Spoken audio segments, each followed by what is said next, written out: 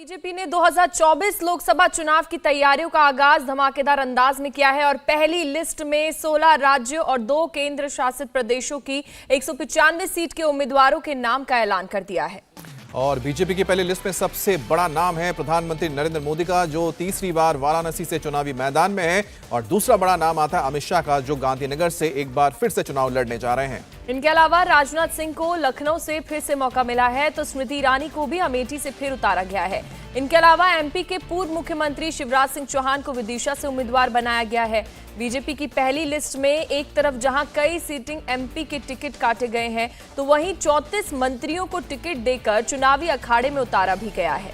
BJP ने अपनी पहली लिस्ट में 28 महिलाओं को टिकट दिया है। खास बात यह है कि बीजेपी ने पहली लिस्ट में कई विवादित चेहरों से किनारा कर लिया है और खराब रिपोर्ट कार्ड वालों का भी टिकट काटा है। देखिए, बीजेपी की पहली लिस्ट के सियासी संदेश आपको बताएंगे कि क्या निकलकर सामने आ रहे हैं। तो बीजेपी की पहली लिस्ट में सबसे बड़ा नाम जो है वो प्रधानमंत्री नरेंद्र मोदी का है, वहीं जो वाराणसी से तीसरी बार चुनावी मैदान में है, और वहीं अमित शाह फिर से गांधीनगर से चुनाव लड़ेंगे। और इनके अलावा राजनाथ सिंह को लखनऊ से फिर से मौका मिला है, तो वहीं स्मृति ईरानी को भी अमेठी से फिर से उतारा गया है। और आप जो तस्वीरें देख रहे हैं, जिसमें साफ सी बात है कि यहां पर एक बार फिर से बीजेपी ने अपने कई अहम चेहरों पर दांव लगाया है, लेकिन साथ ही कुछ नए चेहरों को भी यहां पर मौका मिला है, जिसमें भोजपुरी फिल्मों के सुपरस्टार पवन सिंह को आसनसोल बंगाल से चुनावी मैदान में उतारा गया है। उसी तरह से देखा जाए तो कई पूर्व मुख्यमंत्रियों को भी मौका मिला है, जिसमें शिवराज सिंह चौहान भी है, जिसमें बिप्लब देब भी है, इसके अलावा सर्बानंद सोनोवाल भी हैं। और कुल मिलाकर बीजेपी की जो लिस्ट है उसमें कह सकते हैं कि एक बैलेंस बनाया गया है, जिसमें जो पार्टी के साथ लंबे वक्त से जुड़े उन्हें भी मौका मिला है और साथ ही साथ नए चेहरों को मौका दिया गया। आप देखिए, शिवराज सिंह चौहान विदिशा से चुनावी मैदान में उतरे और ये इनका परंपरागत सीट रहा है। 2004 तक यहां से लगातार वो जीतते रहे हैं।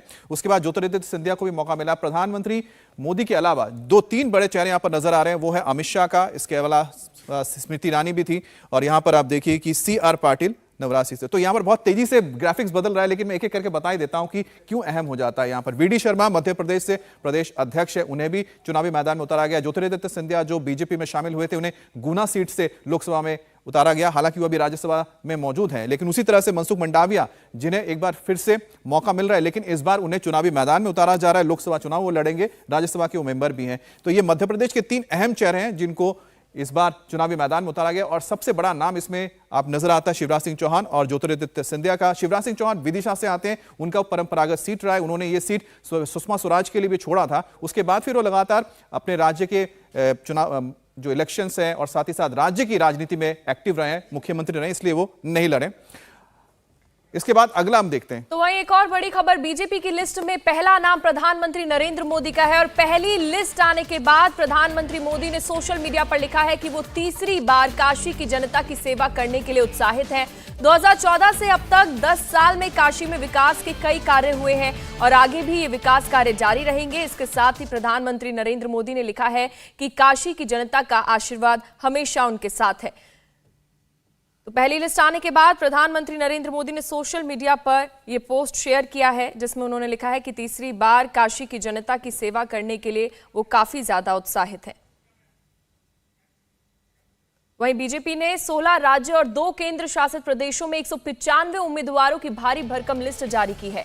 बीजेपी ने पहली ही लिस्ट में पीएम मोदी, गृह मंत्री अमित शाह, रक्षा मंत्री राजनाथ सिंह समेत 34 केंद्रीय मंत्रियों के नाम का ऐलान कर दिया है। और बीजेपी ने पहली लिस्ट में ये साफ जाहिर किया है, साफ इशारा किया है कि बीजेपी ने टिकट वितरण में विनेबिलिटी पर फोकस किया है और एंटी इनकम्बेंसी के फैक्टर को किनारे रखा है। ग्राफिक्स के जरिए इसे समझते हैं अमित। बिल्कुल पूजा, तो हम बता रहे हैं कि आखिरकार मैदान में कितने कैबिनेट मंत्री हैं। प्रधानमंत्री मोदी, उसके अलावा गृह मंत्री अमित शाह, रक्षा मंत्री राजनाथ सिंह और साथ ही स्मृति ईरानी। इसके अलावा आप देख रहे हैं राजीव चंद्रशेखर वही मंत्री हैं, किरण रिजिजू अरुणाचल से मैदान में, गजेंद्र सिंह शेखावत जोधपुर से और ज्योतिरादित्य सिंधिया गुना से सिविल एविएशन मिनिस्टर हैं और जल शक्ति मंत्री हैं। इसके अलावा किरण रिजिजू को भी राज्य मंत्री का दर्जा मिला हुआ है। IT मंत्री आपने देखा। अर्जुन मुंडा खूंटी से चुनावी मैदान में है, कृषि मंत्री हैं। इसके अलावा सर्बानंद सोनोवाल शिपिंग मिनिस्टर हैं, वो डिब्रूगढ़ से हैं। संजीव बालियान मुजफ्फरनगर से हैं और साथ ही भूपेंद्र यादव अलवर से चुनावी मैदान में उतरे। राज्यसभा में रहे पहली बार, ये लोकसभा चुनाव में इनको उतारा गया। तो राज्यसभा के कई ऐसे चेहरे हैं जिन्हें इस बार बीजेपी मैदान में उतार रही है। जितेंद्र सिंह एक बार फिर से उधमपुर अपने सीट पर ही उतरेंगे, केंद्रीय मंत्री हैं। इसके अलावा जी किशन रेड्डी सिकंदराबाद से एक बार फिर से चुनावी मैदान में, एसपीएस सिंह बघेल आगरा से फिर एक बार अपनी किस्मत आजमा रहे हैं उसी सीट से, और फागु सिंह कुलस्ते को मंडला से चुनावी मैदान में उतारा गया। ये लगातार वो चेहरे आप देख रहे हैं जो मंत्रिमंडल में भी रहे और साथ ही साथ एक बार फिर से उन्हें मौका मिल रहा है लोकसभा में जाने का। यहां पर अर्जुन राम मेघवाल बीकानेर से उतर रहे हैं, पुरुषोत्तम रूपाला राजकोट से चुनावी मैदान में उतरेंगे, मनसुख मंडाविया राज्यसभा से हैं, स्वास्थ्य मंत्री हैं पोरबंदर से चुनावी मैदान में, कैलाश चौधरी बाड़मेर से एक बार फिर से अपनी किस्मत आजमाएंगे हैं। तो ये तमाम वो कैबिनेट के चेहरे हैं। अभी आप देखिए यहां पर अजय मिश्रा टेनी जो एक बार फिर से लखीमपुर खीरी से चुनावी मैदान में उतरेंगे।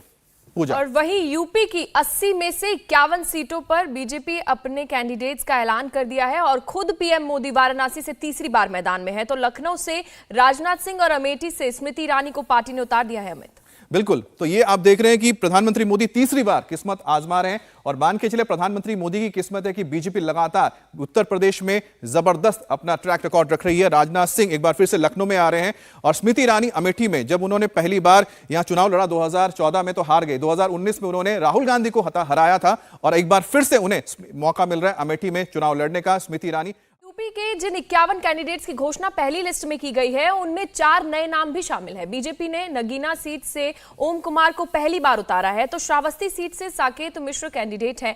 वहीं कांग्रेस की बात करें तो कांग्रेस से बीजेपी में आए कृपा शंकर सिंह जौनपुर से फर्स्ट टाइम कैंडिडेट है। तो बीएसपी से बीजेपी में आए रितेश पांडे को पार्टी ने अंबेडकर नगर सीट से उतारा है। अमित, बिल्कुल, तो आपको बता दें जो आप यहाँ पर देख रहे हैं इसमें कुछ नाम बहुत ही इंटरेस्टिंग भी है। जैसे ओम कुमार नगीना से पहली बार आप देख रहे हैं कि नए चेहरा शामिल हुआ है। साकेत मिश्रा श्रावस्ती से आ रहा है। साकेत मिश्रा निपेंद्र मिश्रा के बेटे हैं और ये सोशल वर्क में लगे रहे हैं। इनका अगर आप देखते हैं एजुकेशनल बैकग्राउंड भी जबरदस्त है, क्योंकि आईआईएमसी कोलकाता से इन्होंने पास आउट किया था। उसके बाद उन्होंने यूपीएससी क्रैक किया, आईपीएस बन सकते थे लेकिन उन्होंने उसको तय नहीं किया। उसके बाद वो विदेश गए, बैंकों के साथ काम किया, वापस जब लौटे तो वो सोशल वर्क में लगे और लगातार पिछले 5-6 साल से वो काम कर रहे हैं उत्तर प्रदेश में, पूर्वी उत्तर प्रदेश में। और कृपा शंकर सिंह की अगर बात की जाए तो ये मुंबई से आते हैं, महाराष्ट्र में मंत्री भी रहे हैं लेकिन बीजेपी में शामिल होने के बाद अब इन्हें जौनपुर से टिकट मिला है।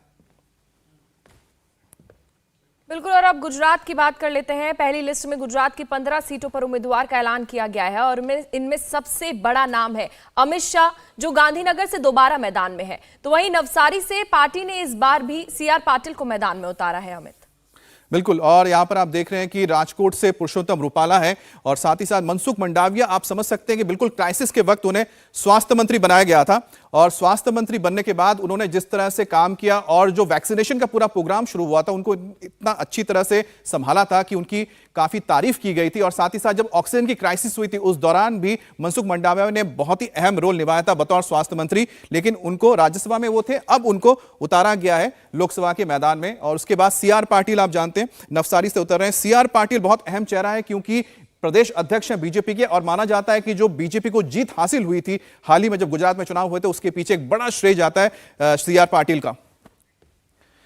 और बीजेपी ने अपनी पहली लिस्ट में सबसे ज्यादा दिल्ली वालों को चौंकाया है। पश्चिमी दिल्ली से प्रवेश वर्मा का टिकट कट गया है, तो यह सबसे चौंकाने वाला है। साहेब सिंह वर्मा के बेटे हैं जो मुख्यमंत्री रहे थे, मीनाक्षी लेखी का भी टिकट कटा है, उनकी जगह बांसुरी स्वराज को मौका मिला है नई दिल्ली से। वहीं पर प्रवेश वर्मा की जगह पर कमलजीत शेरावत का यहां पर आप देखते हैं टिकट मिला है। बांसुरी स्वराज सुषमा स्वराज की बेटी है और नई दिल्ली से वो चुनाव लड़ेगी। मीनाक्षी लेखी इस वक्त केंद्रीय मंत्री भी हैं, विदेश राज्य मंत्री, उनको पद मिला हुआ है। इसके अलावा प्रवीण खंडेलवाल ये इस वक्त चांदनी चौक से चुनावी सीट में उतरे हैं और डॉक्टर हर्षवर्धन जो कि एक चर्चित चेहरा रहे हैं दिल्ली का, उन्हें नहीं मौका मिला है। हालांकि स्वास्थ्य मंत्री भी रहे हैं ये इस बार जब 2019 का टर्म मिला था। हालांकि जब कोरोना वाला पूरा का पूरा दौर आया था उस दौरान इनको बदला गया तो उसके जगह पे मनसुख मंडाविया स्वास्थ्य मंत्री बनाए गए। तो बीजेपी ने कुछ नए चेहरों को उतारा है और जिसमें सबसे इंटरेस्टिंग देखिए अब ये दक्षिणी दिल्ली से रमेश विदुड़ी जो जाना पहचाना नाम, उनकी जगह पे राम सिंह विदुड़ी को उतारा गया। राम सिंह विदुड़ी इस वक्त एमएलए हैं, वो भी दक्षिण दिल्ली से ही आते हैं और खासतौर पर जो गुर्जर समाज है उस समाज से दोनों का ताल्लुक है और दोनों की अच्छी खासी पकड़ है दिल्ली के अंदर। और पार्टी ने 7 में से 5 सीटों पर उम्मीदवारों का ऐलान किया है। इनमें से केवल मनोज तिवारी को उत्तर पूर्वी सीट से कायम रखा गया है। मनोज तिवारी ने दावा किया है कि इस बार दिल्ली की सभी सीट बीजेपी जीतेगी। कांग्रेस और आम आदमी पार्टी का गठबंधन दिल्ली में कामयाब नहीं होगा। आपके पुराने साथियों का टिकट कटा, फिर भी पार्टी ने आपके ऊपर विश्वास जताया।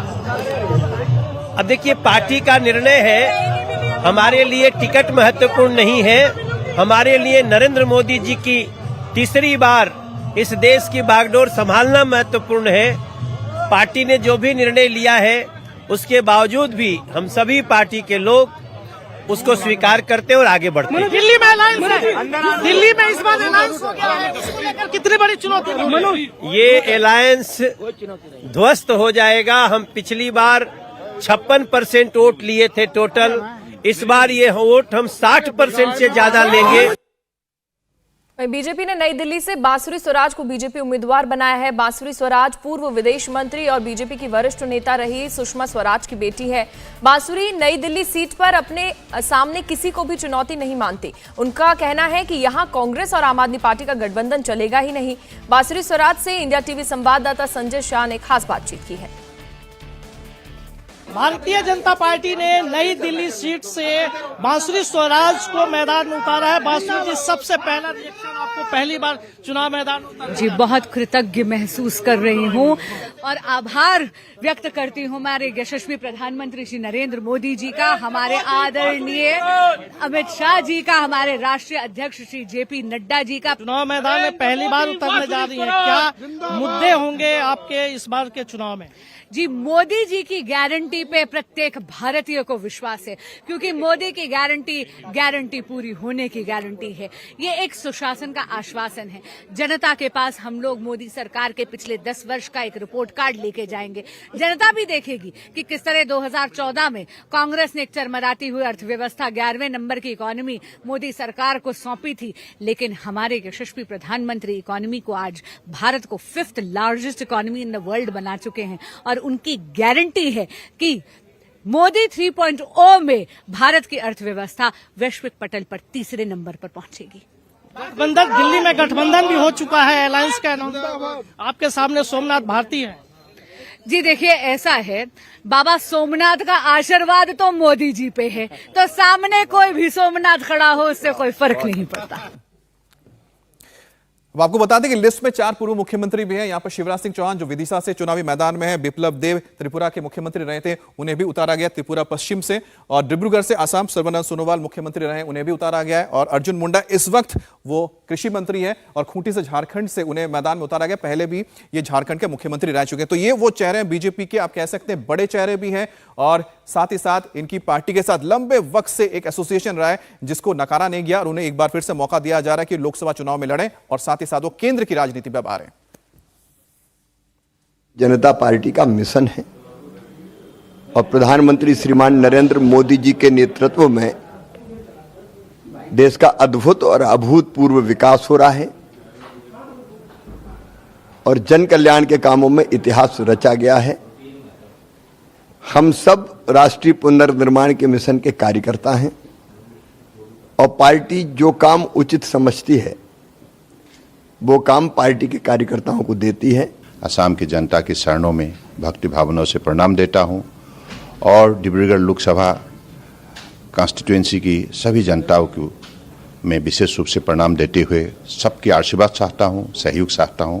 सभी स्तर के कार्यकर्ता का साथ मिलकर हम जनता के पास जाएंगे और जनता के चरणों में प्रणाम देके सबके सहयोग चाहेंगे।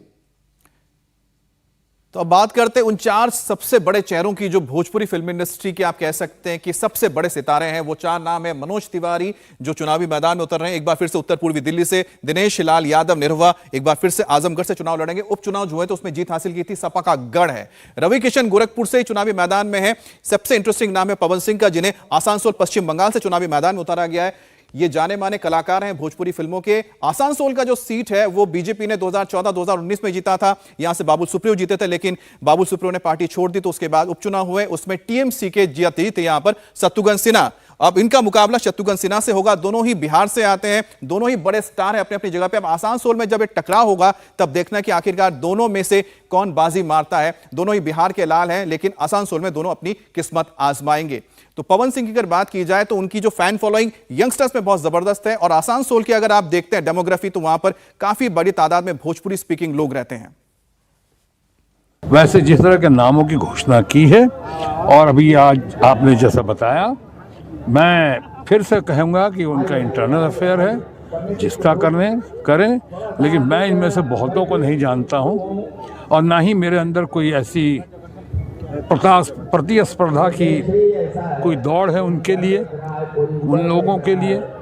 मेरे पास मुझे आसनसोल की और बंगाल की जनता का, बिहार की जनता का, झारखंड, उड़ीसा, पूरे देश जो मिनी हिंदुस्तान है आसनसोल, उसकी जनता का भरपूर आशीर्वाद है। और मैं समझता हूँ इस बार फिर आप लोग के सहयोग से, जनता के आशीर्वाद से तमाम पुराने हम कीर्तिमान एक नए तरीके से स्थापित करेंगे। तो पार्टी के वफादारों को मौका मिला, पार्टी के युवाओं को मौका मिला, पार्टी के स्टारों को भी मौका मिला, अब महिलाओं को भी मौका दिया गया। स्मृति ईरानी अमेठी से चुनाव लड़ रही हैं, साध्वी निरंजन ज्योति पिछड़ा वर्ग से आती है, फतेहपुर से एक बार फिर से अपनी किस्मत आजमाएंगी, नीलम सोनकर लालगंज उत्तर प्रदेश से है, हेमा मालिनी पर एक बार फिर से पार्टी ने भरोसा जताया और एक बार फिर से तीसरी बार चुनावी मैदान में। सरोज पांडे कोरबा छत्तीसगढ़ से हैं, कमलजीत सहरावत हमने कहा कि पश्चिमी दिल्ली से चुनावी मैदान, बांसुरी को भी युवा चेहरा है, उन्हें मौका दिया गया है, गीता कोड़ा सिंहभूम झारखंड से आ रही हैं, ज्योति मिर्धा को नागौर राजस्थान से मौका दिया गया है। तो महिलाओं के ऊपर भी पार्टी ने जबरदस्त अपना भरोसा जताया। लॉकेट चैटर्जी दूसरी बार हुगली से पश्चिम बंगाल में अपने चुनावी मैदान में उतर रही है, कड़ा मुकाबला यहां पर उनके लिए रहेगा, टीएमसी के जो कैंडिडेट होंगे। साथ ही माला राजलक्ष्मी शाह को टेहरी गढ़वाल से उत्तराखंड से उतारा गया है। इसके अलावा बिजुली कलिता मेधी को गुवाहाटी से मौका मिला है और श्रीरूपा मित्रा चौधरी को मालदा दक्षिण पश्चिम बंगाल से उतारा है और डॉक्टर माधवी लता है और हैदराबाद तेलंगाना से। उन्होंने क्या कहा आपको सुनाते हैं। और ये ओबीसी यानी कि असदुद्दीन ओवैसी के खिलाफ चुनाव लड़ चुकी है, उन्हें एक बार फिर से चुनावी मैदान में उतारा जाए। हैदराबाद तेलंगाना से उतर रही क्योंकि ये जो सीट है, ये सीट माना जाता है कि जो हैदराबाद का इलाका है, ओबीसी यानी एआईएमएम का गढ़ माना जाता है, वहां से वो अब चुनावी मैदान में उतरेंगी और वो यहां पर आमना सामना होगा, यहां पर जो लोहा लेंगी वो असदुद्दीन ओवैसी से लेंगी।